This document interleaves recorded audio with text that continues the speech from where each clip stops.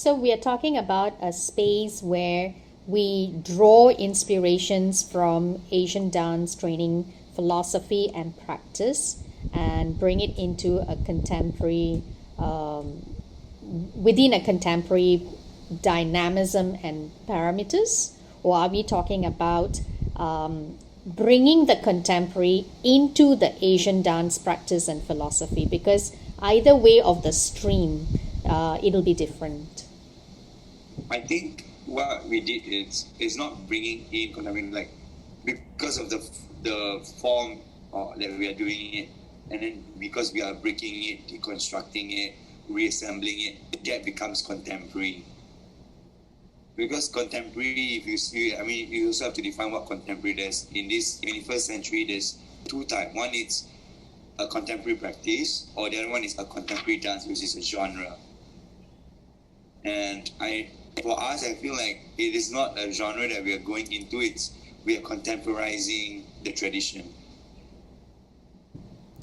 So means again we are going back to this idea that it's a space that we are creating where the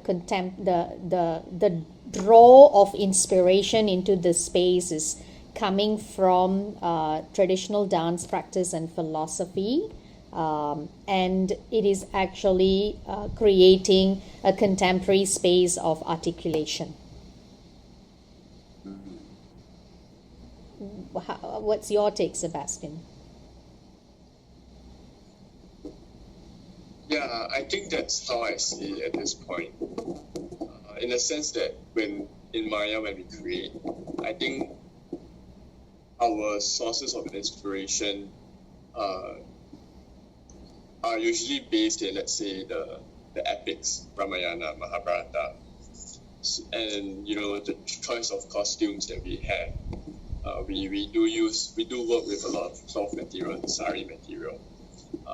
The music choices that we use as well is drawn a lot from Indonesian and Indian sounds as well. So I quite agree with Shah on that point, that it is drawing from, like, we base ourselves in that traditional space, but we allow it to be shaped and formed as we work through the contemporary space. As we work through the here and now, the understanding of contemporary of the here and now, that's my understanding. Working with the company for the past 10 years, and as we evolve, I think we sort of able to define ourselves through experiences and practice. And what I observe is that we try not to do a fusion dance, we try not to take one form and the other form to put together. But I think we negotiate the space of, we understand where contemporary dance is, but we also understand the traditional form. And what we intend to do is, how can this traditional form be contextualized, be relevant to what we're speaking today of this topic, of this work, and how else, let's say, the aesthetic of the work, how we can use that to bring out the sensation of what it is in the myth, the kind of idea.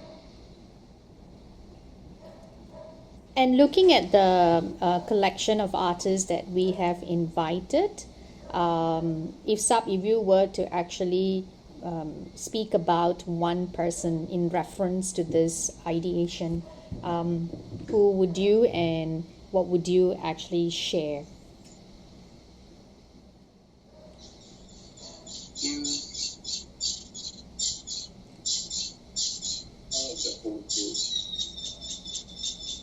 Out of the whole group, I think I know a bit more about Sufri.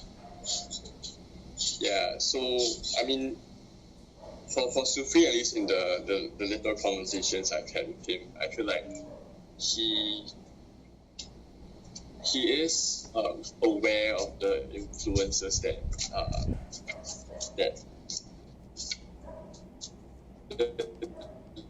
the influences that he has grown in making, whether it's in, and I think that's something that's that's similar to a lot of the other artists in Grey Lines, that awareness of your source of influences and inspirations. And then it's also about being on that journey to understand these influences better, to keep heightening that awareness, and then using these, being very conscious about the decisions that you make in art making performance, as to let's say, if I'm using a certain rhythmic structure, why am I doing this? If I'm using a certain mudra, why do I decide to use it? Should I even be creating it in this certain way? Should I even be pushing the boundaries in that direction? So I feel like this group of people are, it's not just the fact that they have multiple influences alone. I think in this day and age, everyone has all kinds of influences. But I think it's the awareness that sets people apart, and I feel like it's a choice to be to tune into that awareness, to make your decisions based on that awareness. Yeah, okay, that's good, that's nice. So I think the word aware, being aware of where the influences are coming from and where the inspiration is actually being drawn from, is a very important negotiation in this space, because it's not like just taking what looks beautiful or what looks good, but rather literally making a choiced, informed decision of why, as mentioned, a rhythm is used from Bharatanatyam, or expounded, or mudra is surfacing through the articulation, and why.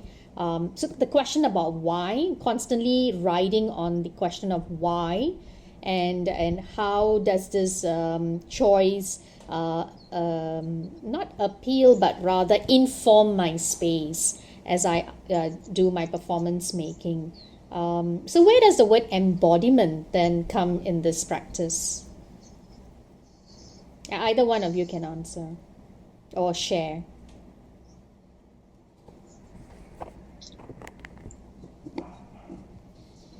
The idea of embodiment from my research is about how the body absorbs information, and then the information turns into a knowledge, and this knowledge, it's let's say, is kept in the mind or in the body.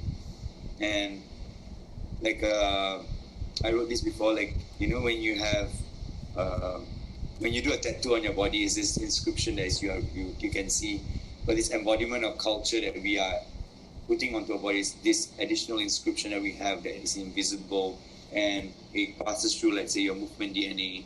And sometimes when you are doing, let's say, an improvisation, the choices that you make are subconscious, you're not conscious about it.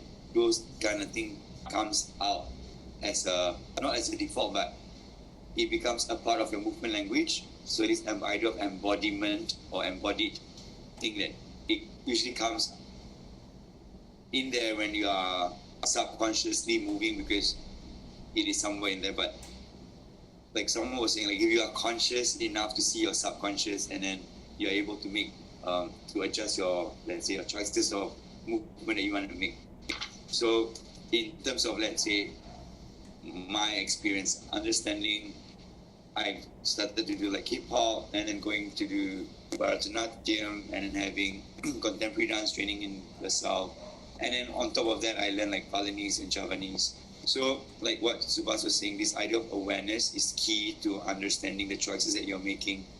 But it's also interesting to see when this embodied knowledge in you, when you're just improvising, going through your subconscious mind, that naturally, because I was watching Raymond in rehearsal yesterday, it's not that she's not aware. I think it just comes naturally, like a spoken language, that you see the Chinese dance nuances in, let's say, the flick of the hand, or just the head tilt. And similarly, when I see Kavi move, when she tried to do a simple one, the head tilt, it's something that's embodied in her, that to express a moment, or to share the story that she's trying to say. Yeah, so this, to me, that's the idea of embodiment. It's somewhere in you that you can be conscious about it, but subconsciously it's still there, even if you're not conscious about it. So, is it possible for us to then articulate embodiment as giving rise to a signature language, a signature expression? Because that's something is interesting for me. You know, it's like when someone says, "Oh, that's a signature move." Is it the embodiment that is the years of embodiment that the practice has gone in terms of its shaping, that which automatically it moves a certain way, and because it's a subconscious decision, it just melts in and it just automatically moves in a certain way, even though someone else is doing the same movement.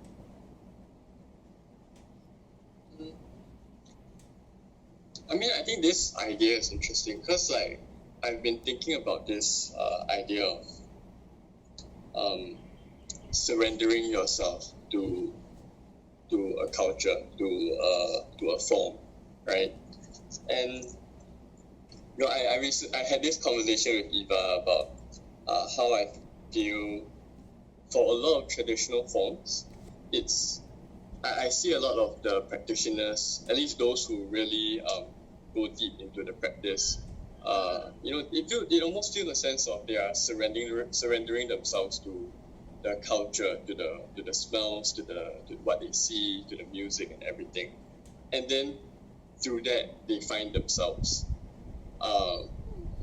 So in a sense, it's an individual surrendering themselves to the larger picture, and then after going through that journey, they have a clearer idea of what they are. And then, at least in my opinion of contemporary dance, in a sense, it is also a very much journey towards finding the individual.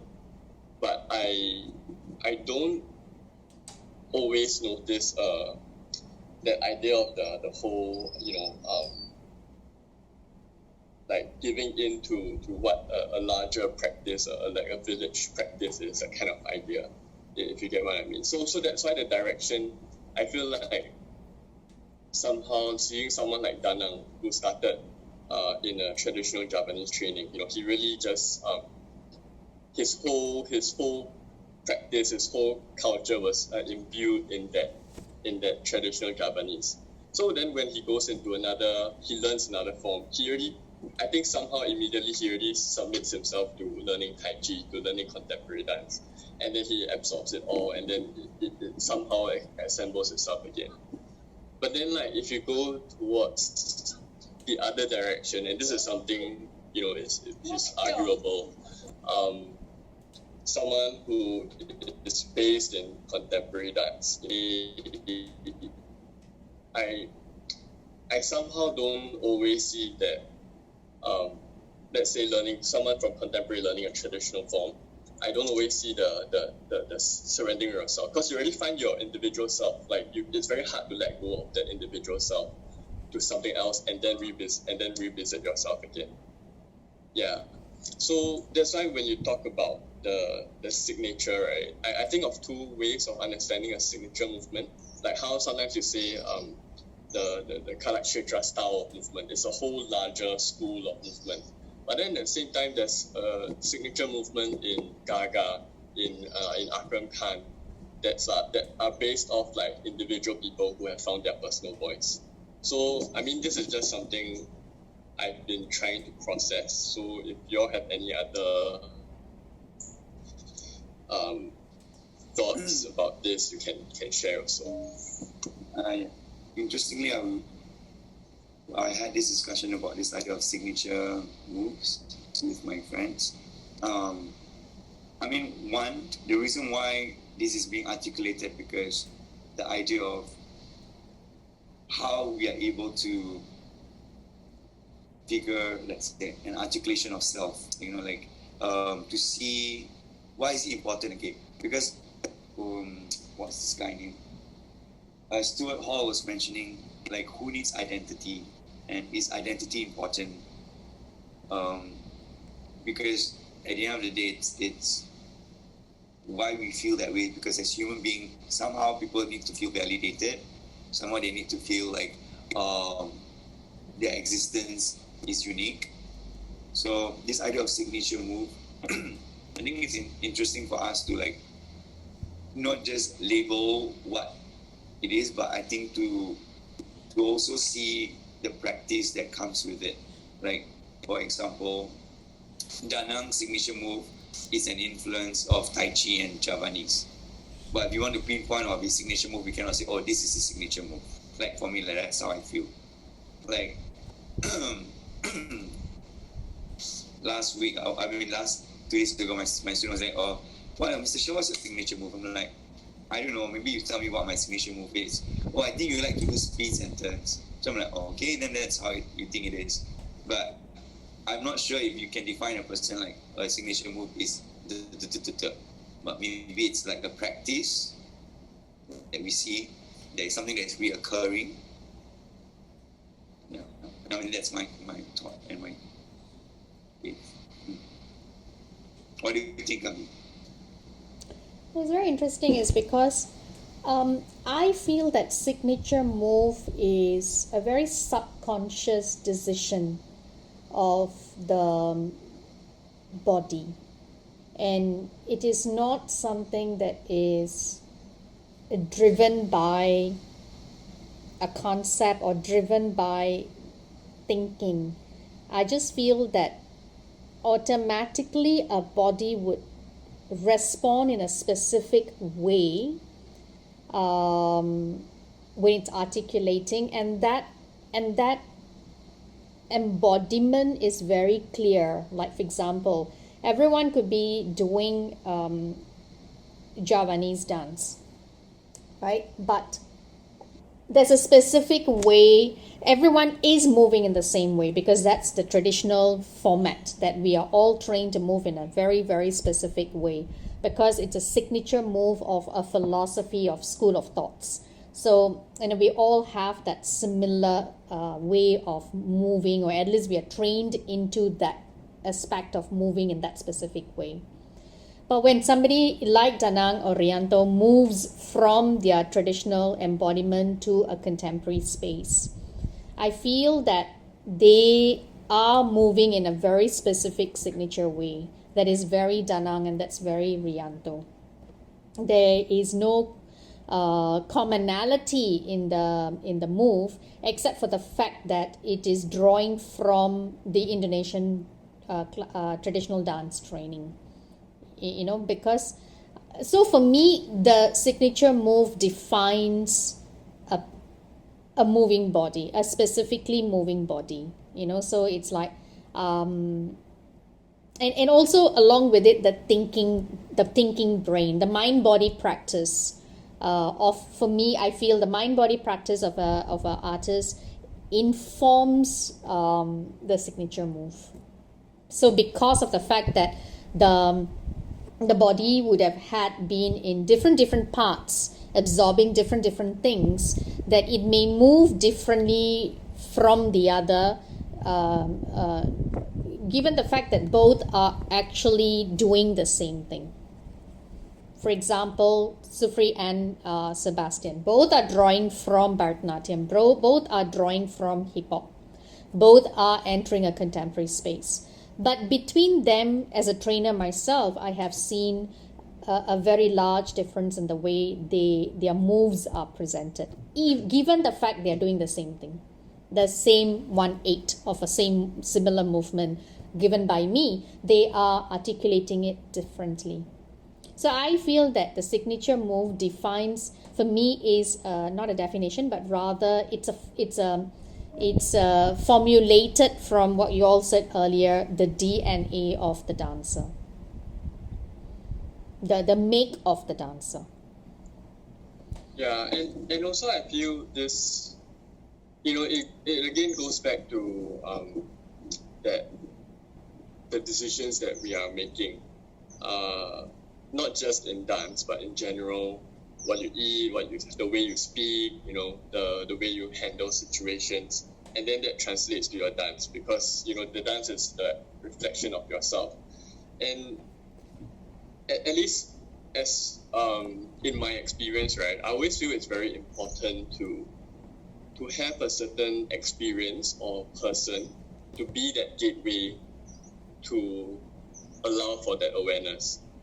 In a sense that, you know, for example, I think me coming into Maya, when I watch Shah, when I watch Kavi, when I watch Eva, and at a point of time Bernice as well, perform, and then they go through the discourse and all that, then I start to question, you know, how am I really making my decisions? Why am I doing things the way I do? And do I want to do it in a certain way? You know, it's as simple as, you know, do I want to be someone who is very sharp in my movements, and why do I want to do that? Or do I want to have a certain have a certain flow and understand the in between of the movements? So then, at least for especially for young practitioners, right, it's very, very important to have platforms like Grey Lines, have people watch other practitioners to articulate their space, to express themselves, and watch these expressions, so that these kind of subconscious thoughts are brought up to the conscious, and then the discourse happens, and then the personal journey starts. Yeah, I think that's very, very strong statement that you made. That I think it all goes back to the word being aware. Being aware gives us the space to make the choices, negotiate between this and that, or maybe both, and how does it, and allowing it to transform in the body. But I think what you nailed that I really resonate with is the fact that who you are out of practice brings and informs your practice, because your choices are coming from where you are dwelling in terms of your environment. And I guess that's why there's always this saying about be aware of your environment, you know, because that draws you into your practice. And going to and one person who resonates in that concept for me very strongly is actually Danang, because his living environment is very gentle, very calm, very flowy, like the wind and the water, you know. And so when he brings that living environment to his practice, to his embodiment, you know, we have noticed the way he takes the training through as well. It's very exactly the way he intends to live his life. Very gentle, very easy, very non-coagulated. You know, and that movement comes when he performs as well. So that's what I'm saying, you know, that signature movement is actually informing me who you are. It's then allowing me to also know you as a person from where you come from. So it's not a signature move just for articulation and expression, but it is defining who you are to me. I mean, that's how I see it.